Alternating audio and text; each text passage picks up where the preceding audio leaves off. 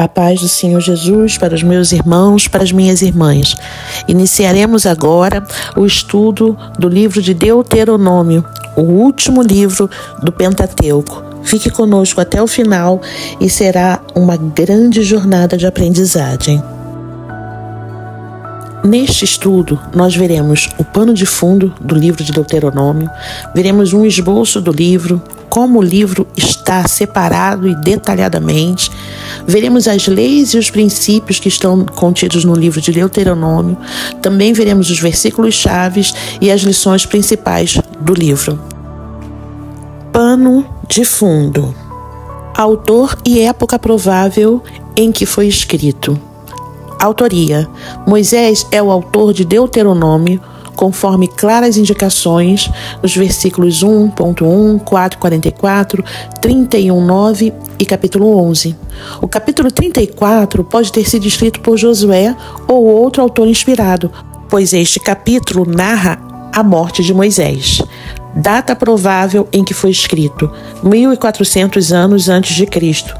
Moisés proferiu os sermões registrados em Deuteronômio cerca de 40 anos após o Senhor ter tirado os israelitas do Egito, ou seja, no final da caminhada em direção à terra prometida.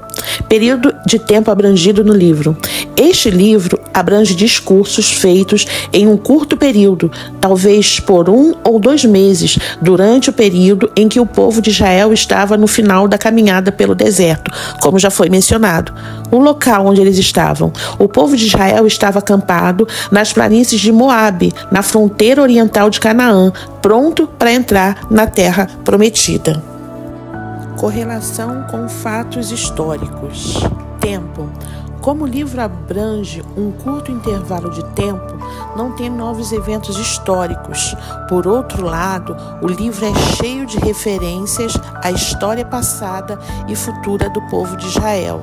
Histórico e profético. O livro de Deuteronômio é pouco histórico e amplamente profético, fornecendo a chave para entender a história de Israel.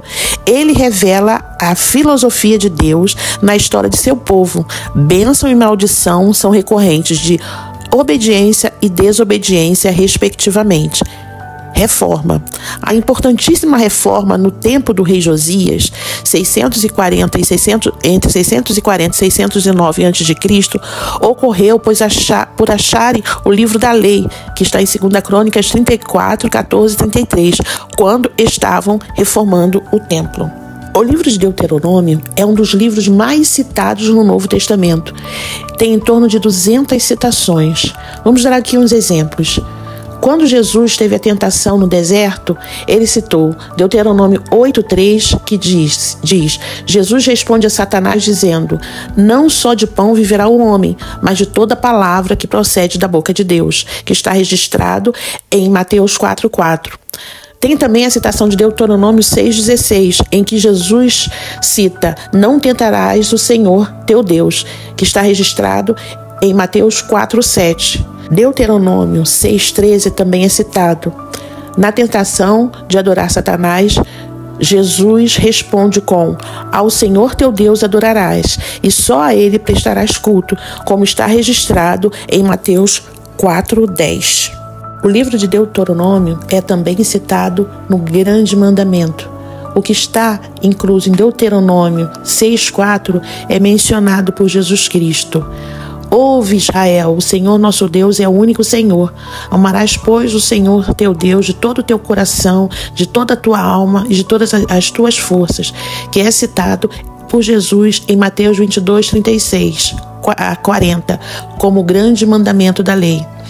Essas citações demonstram a importância do livro de Deuteronômio para os primeiros cristãos e para a teologia do Novo Testamento, servindo como base para a autoridade dos ensinamentos de Jesus e dos apóstolos.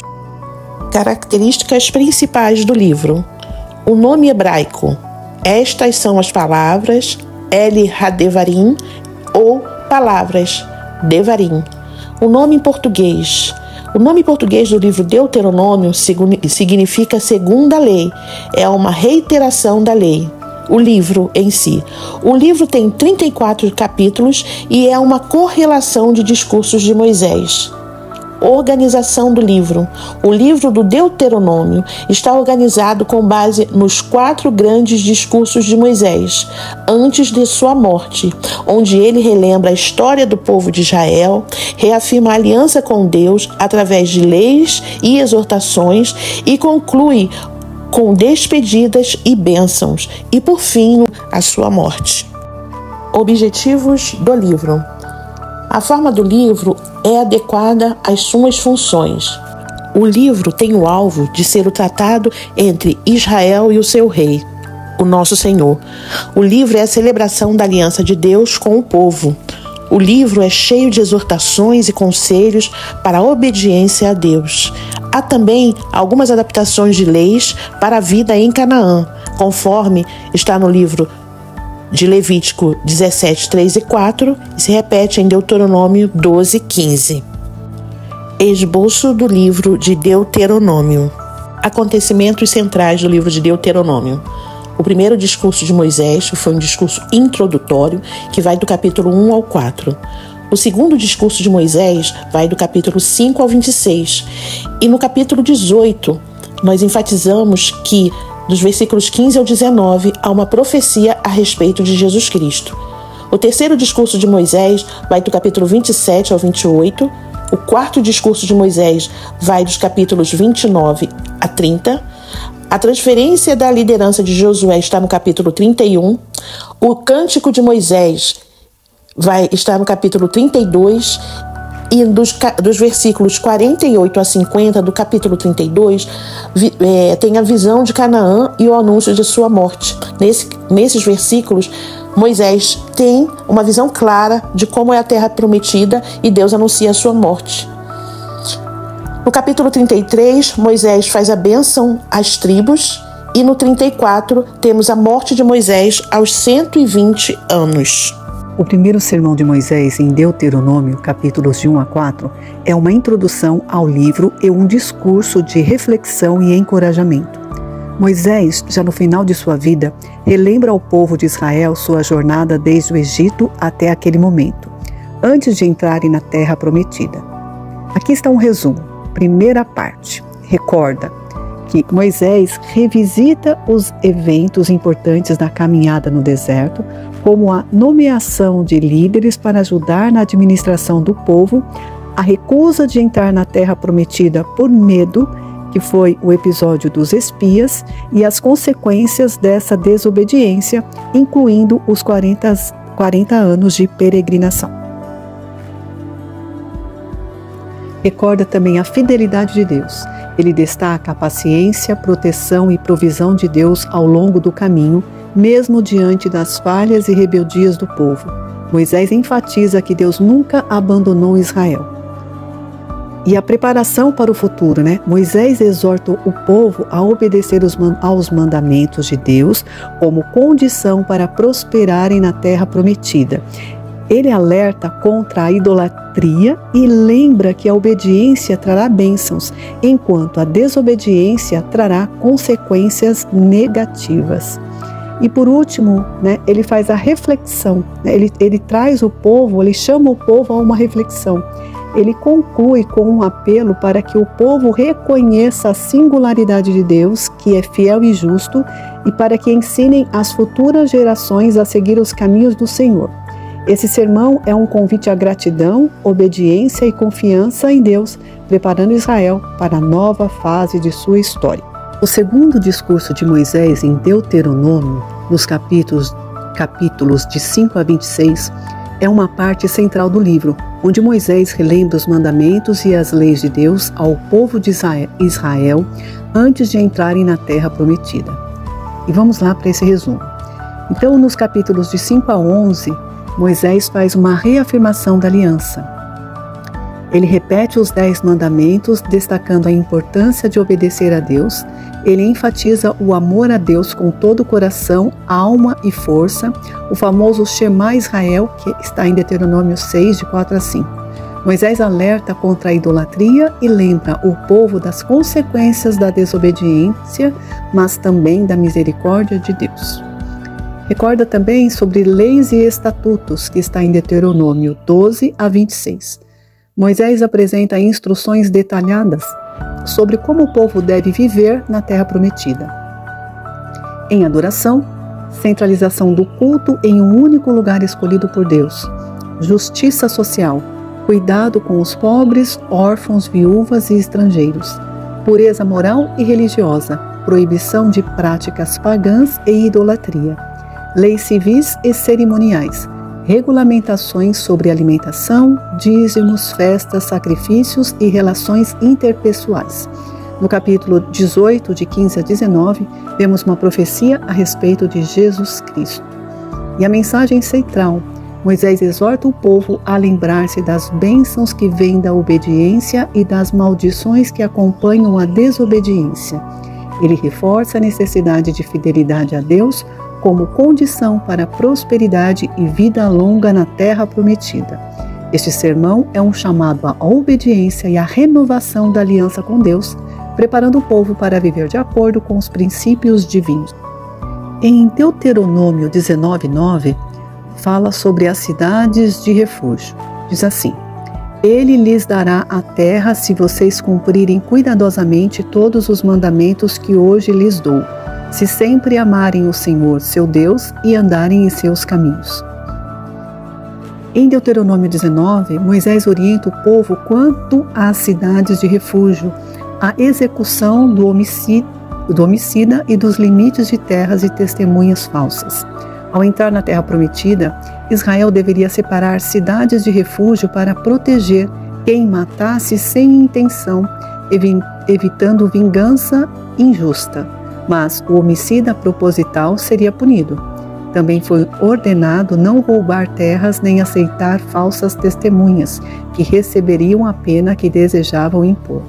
Deus ensinava seu povo a viver com justiça, honestidade e fidelidade, eliminando o mal pela raiz. O terceiro discurso de Moisés, ele traz cuidado, está nos capítulos de 27 a 28. Esse sermão é um chamado à responsabilidade e à fidelidade, destacando o amor e a justiça de Deus, mas também a liberdade humana de escolher o caminho a seguir. É uma prospectiva, ele chama o povo para olhar para frente para o que Deus fará. E ali ele vai trazer duas advertências, em Deuteronômio 28, advertência sobre a desobediência. Moisés alerta sobre os perigos de abandonar a aliança e seguir outros deuses. Ele descreve as maldições que cairiam sobre Israel, caso escolhessem a desobediência, incluindo destruição, exílio e sofrimento. E também sobre escolha entre vida e morte. Moisés conclui com um apelo direto e poderoso. O povo deve escolher entre a vida e a morte, a bênção e a maldição. Ele incentiva Israel a amar a Deus, obedecer aos seus mandamentos e permanecer fiel, pois isso trará vida e prosperidade. No capítulo 28, Moisés apresenta ao povo as bênçãos da obediência e as maldições em rejeitar os ensinamentos de Deus. Enquanto são dedicados 14 versículos para as bênçãos, para as maldições ficam os outros 54 versículos. Fica claro que as consequências das escolhas do povo seriam bênçãos ou maldição. Bênçãos. Primeiro Moisés enumera as bênçãos, mas elas estavam atreladas a cumprirem fielmente todos os mandamentos que ele havia passado para o povo. Seriam colocados acima de todas as nações, suas cidades, campos, filhos, colheitas, gado, todos seriam ricamente abençoados, bem como seus cestos de fruto e amassadeiras de pão também. Os inimigos seriam derrotados em 7 direções. Seriam prósperos, receberiam chuvas e todo o trabalho deles seria abençoado. Emprestariam a muitas nações e jamais precisariam pedir empréstimo. Mas tudo isso somente ocorreria se eles dessem ouvidos aos mandamentos do Senhor. Seriam cabeça e não cauda, estariam sempre por cima e nunca por baixo. Em caso de desobediência, de se recusarem a dar ouvidos ao Senhor, não cumprindo todos os mandamentos e decretos, as maldições seriam muitas. Cidades, campos, filhos, colheitas, crias de seu gado e rebanhos, tudo seria amaldiçoado. O próprio Senhor enviaria maldições até serem destruídos completamente por terem praticado o mal e o abandonado. Até as pragas do Egito cairiam sobre eles. Construiriam casas para outros morarem nela. Plantariam, mas outros comeriam seus frutos. Seus filhos seriam escravos em outras nações. O povo seria levado para o exílio. Poucos restarão, pois não deram ouvidos ao Senhor. A razão dessas maldições seria o desrespeito para com os termos da aliança que fizeram voluntariamente com Deus. O povo tinha feito um voto solene diante de Deus, de ser leal à sua vontade. Ao se distanciar por completo do Senhor e da aliança, haveria uma total inversão do propósito divino para a nação. Neste momento, assistiremos a um vídeo que fala exatamente sobre o capítulo de Deuteronômio 28, bênção e maldição. Imagine um contrato firmado diretamente entre Deus e o povo de Israel.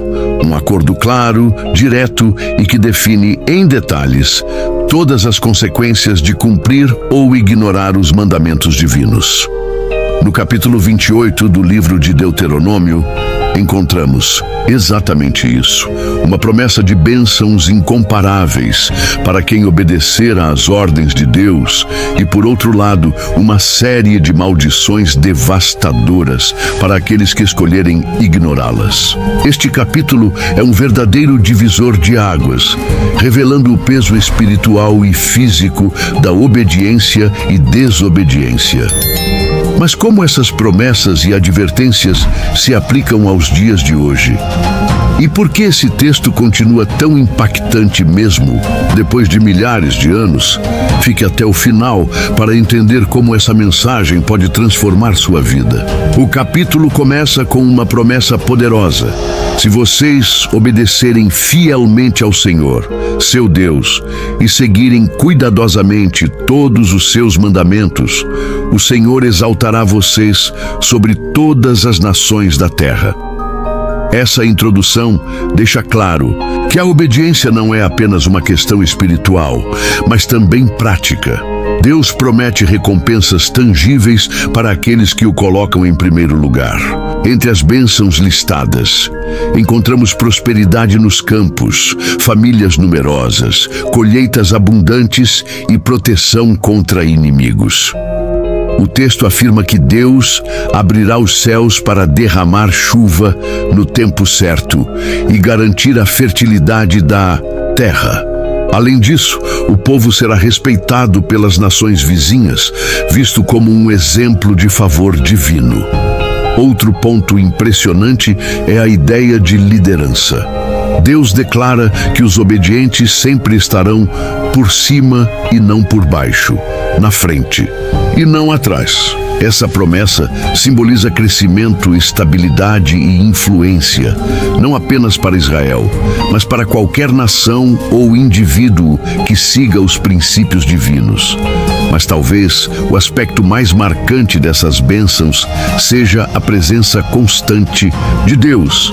Ele promete estar ao lado do povo em todas as situações, guiando-os e protegendo-os. Em um mundo incerto, essa promessa se torna uma âncora para quem busca direção e segurança. No entanto, a partir do versículo 15, o tom muda drasticamente. O texto passa a alertar sobre o que acontecerá com aqueles que se afastarem dos mandamentos de Deus. E aqui as palavras ganham um peso ainda maior. Se as bênçãos são vastas, as maldições são detalhadas e aterrorizantes. Deus alerta que a desobediência trará confusão e fracasso em todas as áreas da vida. As colheitas falharão, os inimigos prevalecerão e doenças devastadoras se espalharão. A terra, que antes seria fértil, se tornará estéril e o povo sofrerá com fome, sede e exílio. Entre os castigos descritos, há imagens impactantes, como cidades sitiadas, pais consumidos pelo desespero e até mesmo canibalismo em momentos extremos de fome. Essas descrições visam mostrar a gravidade do afastamento espiritual e a vulnerabilidade daqueles que rejeitam a proteção divina. O texto também fala sobre perda de identidade. Deus alerta que o povo será espalhado entre nações estrangeiras, onde servirão a deuses estranhos e viverão em constante opressão. Essa perda cultural e espiritual é uma das consequências mais trágicas, pois representa o rompimento do vínculo com Deus. Ao final do capítulo, fica claro que o verdadeiro propósito dessas advertências não é punir, mas ensinar. Deus oferece ao povo uma escolha: bênção ou maldição, vida ou morte. Essa escolha, embora pareça simples, carrega implicações eternas. A mensagem de Deuteronômio 28 é universal e atemporal. Ela nos lembra que cada ação tem consequências e que a fé verdadeira é demonstrada pela obediência prática. Mais do que regras, o texto apresenta um convite para viver uma vida alinhada com os valores divinos, colhendo os frutos dessa escolha. Deuteronômio 28 é mais do que um relato antigo. É um chamado à reflexão sobre como vivemos nossas vidas e quais princípios escolhemos seguir. Ele nos lembra que a obediência a Deus traz recompensas que vão além do material e nos conecta diretamente à fonte de toda a bênção. Por outro lado, a desobediência nos afasta dessa fonte, expondo-nos a um ciclo de dificuldades e sofrimento. Se você quer aprofundar mais sobre como aplicar esses ensinamentos na sua vida, deixe seu comentário abaixo. E se gostou desse conteúdo, compartilhe com alguém que precisa ouvir essa mensagem. Quarto discurso de Moisés. Ele mostra, ele diz: olhe para fora, para o que Deus é. O quarto discurso de Moisés em Deuteronômio é encontrado nos capítulos 29 e 30. Ele é um discurso de renovação da aliança entre Deus e o povo de Israel, antes de entrarem na terra prometida. É um chamado à fidelidade e à responsabilidade, destacando o amor e a misericórdia de Deus, mas também a seriedade de suas leis. E aqui eu vou retratar um resumo. Primeiro, a renovação da aliança, que está em Deuteronômio 29. Moisés convoca o povo para reafirmar o pacto com Deus. Começa por ele relembrar os milagres que Jeová, Deus, realizara a favor deles no Egito e no deserto. Vossos mantos não se gastaram sobre vós e tua sandália não se gastou no teu pé. Deuteronômio 29, 5. Destacando a fidelidade divina e a necessidade de obediência. Moisés alerta sobre as consequências da desobediência, como maldições e exílio, mas também enfatiza que a aliança é para todos, incluindo futuras gerações. Fala sobre promessa de restauração, que está em Deuteronômio 30, de 1 a 10. Moisés profetiza que mesmo se o povo se desviar e for exilado, Deus os trará de volta se arrependerem. Ele promete restauração, bênçãos e prosperidade para aqueles que retornarem ao Senhor com todo o coração e alma. E 3, ele mostra a escolha entre vida e morte, que está em Deuteronômio 30, de 11 a 20. Moisés apresenta uma escolha clara: vida e bênçãos pela obediência, ou morte e maldição pela desobediência. Ele incentiva o povo a amar e obedecer a Deus, pois isso trará vida e prosperidade. Vamos assistir neste momento um vídeo sobre Josué, que é o substituto de Moisés, que guiará o povo até a terra prometida. Josué é um personagem do Antigo Testamento que é mencionado pela primeira vez nas Escrituras como servo de Moisés. A Bíblia nos apresenta que os pais de Josué são mencionados em poucas passagens, e é dito que Josué era filho de Num, que servia como ajudante de Moisés. Em Números, no capítulo 13, é descrito que ele era filho de Num, da tribo de Efraim. O livro de Deuteronômio, no capítulo 34, é-nos relatado que Josué, filho de Num, foi cheio do espírito de sabedoria, porque Moisés havia imposto as mãos sobre ele antes de sua morte.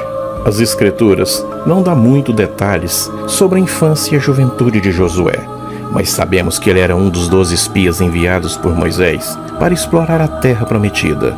Moisés enviou um espia de cada tribo de Israel para explorar a terra de Canaã, que Deus havia prometido aos filhos de Israel como herança. Moisés escolheu a dedo quem eram os 12 espias, e foram eles: Calebe, da tribo de Judá; Simeão, da tribo de Simeão; Josué, da tribo de Efraim; Palti, da tribo de Benjamim; Gadiel, da tribo de Manassés; Gade, da tribo de Dan; Amiel, da tribo de Naftali; Setur, da tribo de Asser; Naamã, da tribo de Gade; e Geuel, da tribo de Ruben; Safate, da tribo de Issacar; e Igal, da tribo de Zebulon. Os espias passaram 40 dias explorando a terra, e ao retornarem, trouxeram frutos e relatórios sobre essa terra. 10 dos espias relataram que a terra era boa, mas que haviam gigantes e cidades fortificadas, tornando-a impossível de se conquistar.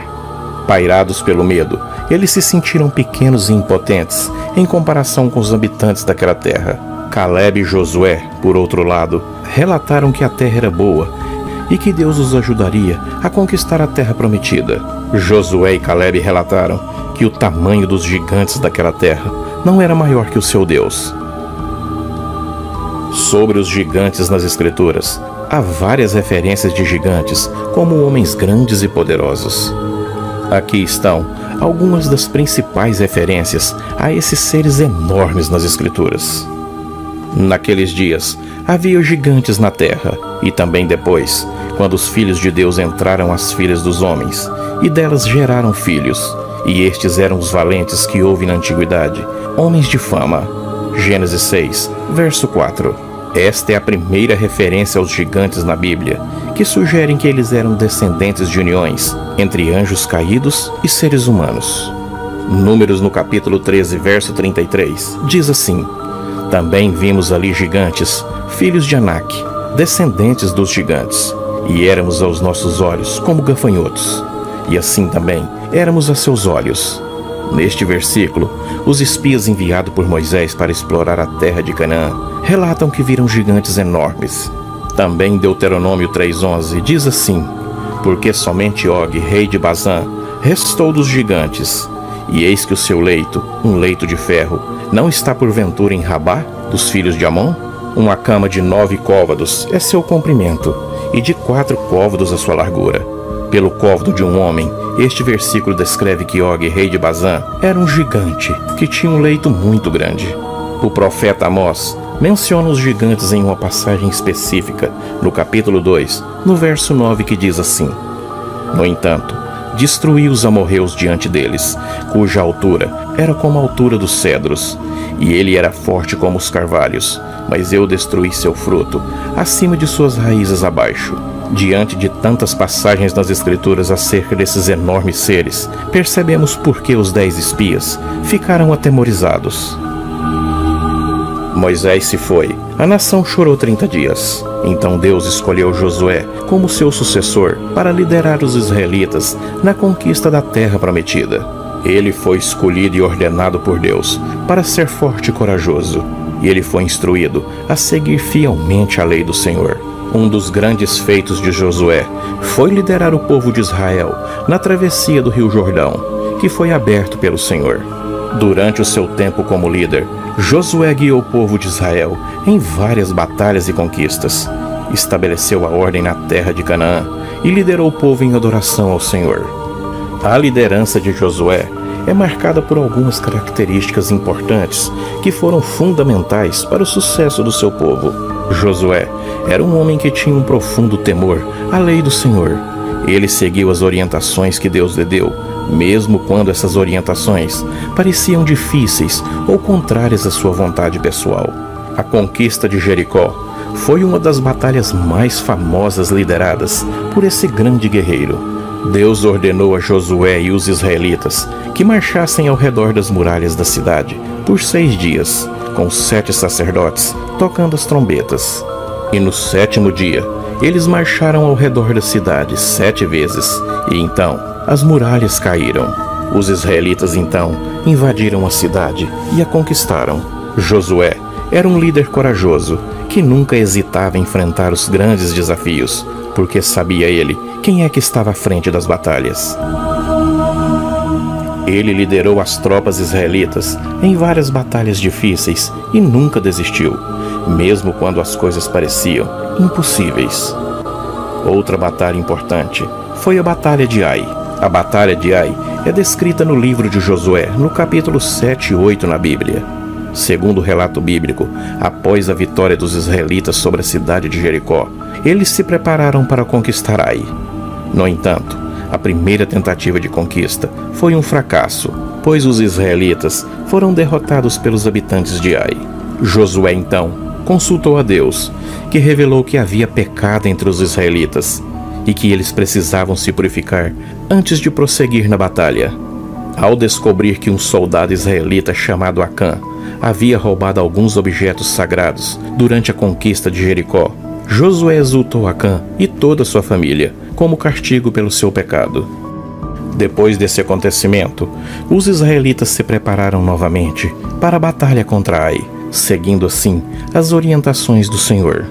Eles montaram a emboscada para os habitantes de Ai, atirando-os para fora da cidade, enquanto um grupo de soldados atacava a cidade pelo outro lado. A estratégia funcionou e os israelitas venceram a batalha e conquistaram a grande cidade de Ai. Josué tinha uma determinação inabalável para cumprir a vontade de Deus e liderar o seu povo para a vitória. E essa fé de Josué contagiava todo o restante do povo. A liderança de Josué foi marcada por uma profunda obediência ao Senhor. Josué, com coragem, determinação, sabedoria e humildade, não via adversários sobre a sua frente. Essas características foram fundamentais para a conquista da terra de Canaã e para a unificação do povo. A conquista de Canaã foi realizada através de uma série de batalhas contra os povos que habitavam a região, como os amorreus, cananeus, heteus, ferezeus, gigazeus, heveus e os jebuseus. Depois de muitas batalhas e sangues derramados, finalmente o povo hebreu entra na terra prometida, a terra que mana leite e mel. Josué liderou os israelitas por muitos anos, até que ficou velho e sabia que a sua morte estava próxima. Mas antes de morrer, ele se dirigiu ao povo de Israel e os incentivou a continuar seguindo a lei do Senhor e se manterem fiéis a ele. Josué morreu aos 110 anos de idade e foi sepultado e enterrado em sua herança, em Timnat-Será. Ele descansou em paz.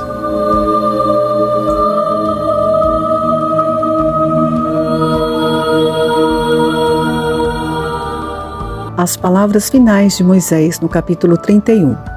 Moisés, então já com 120 anos de idade, informa ao povo que não passará o Jordão com eles. Anima seu povo na travessia do Jordão para tomar posse da terra da promessa, ou seja, a terra prometida, que está no capítulo 31, verso 6. Ordena que cada 7 anos houvesse uma assembleia em que se recapitularia a lei de Deus aos ouvidos de homens, mulheres e crianças, que está no capítulo 31, de 9 a 13. Segue-se então uma profecia que prediz a rebeldia de Israel em vista do modo em que se rebelaram no ermo. Pois eu conheço bem a tua rebeldia e a tua dura cerviz. Se vos mostrastes rebeldes em comportamento para com Jeová, enquanto hoje ainda estou vivo convosco, então quanto mais após a minha morte. Capítulo 31, verso 27. Assistiremos neste momento um vídeo que relata sobre a morte de Moisés, o maior profeta que já teve na face da terra. A simples menção do nome Moisés desperta diferentes imagens na mente de muitas pessoas. A morte de Moisés é envolta em algum mistério na Bíblia. Sabemos que ele morreu aos 120 anos, mas seus olhos não estavam fracos, nem sua força se foi.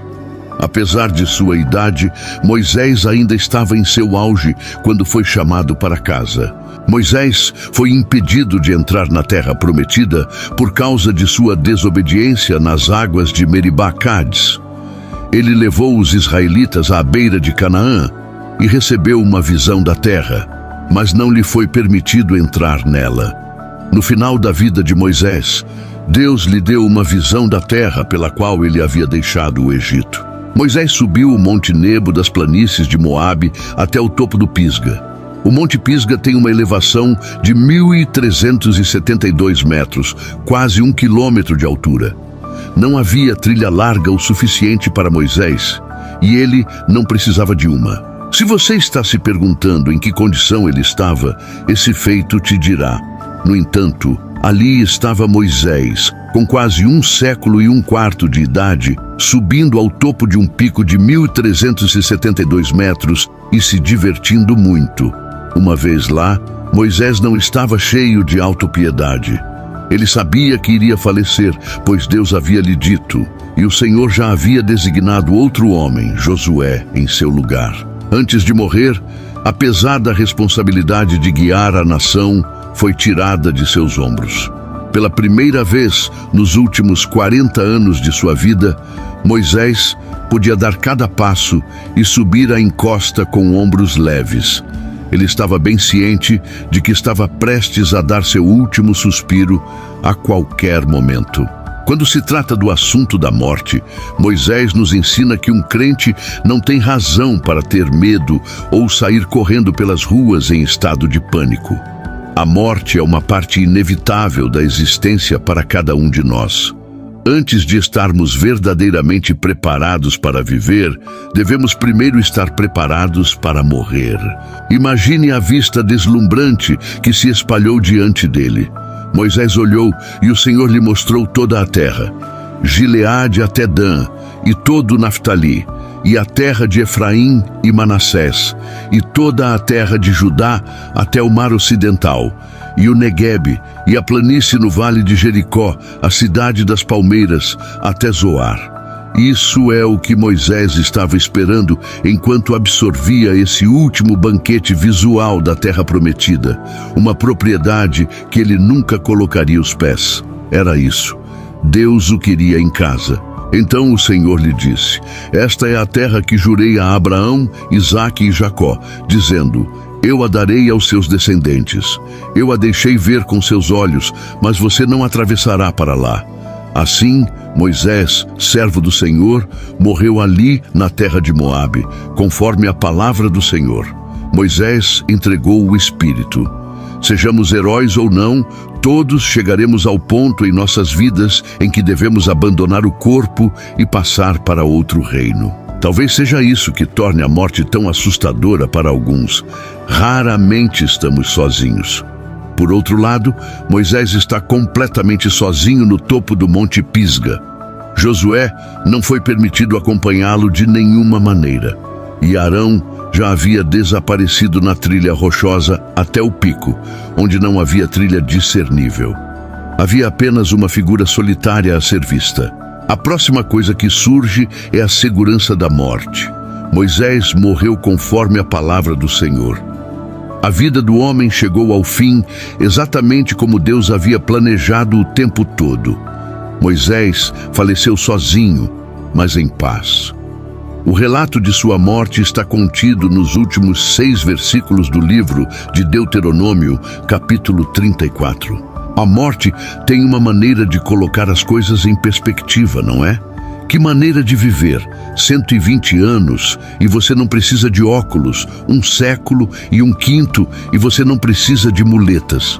Você não pode deixar de se perguntar sobre aqueles hebreus que frequentemente reclamavam e adoravam Moisés. Ele era apenas um alvo conveniente que servia como um para-raios para seu descontentamento? Eles estavam inclinados a pensar nele como algum tipo de homem distante e profundo de Deus? A resposta está no versículo 8. Quando ele morreu. Deuteronômio 34:8.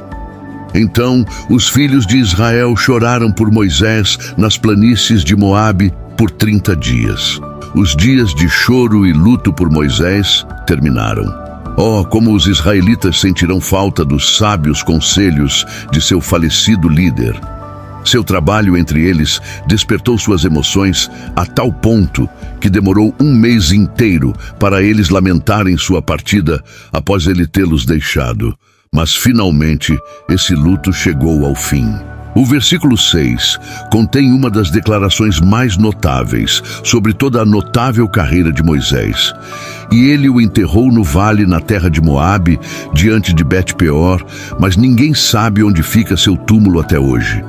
Por que ele fez isso? Porque aquele túmulo teria se transformado em um santuário.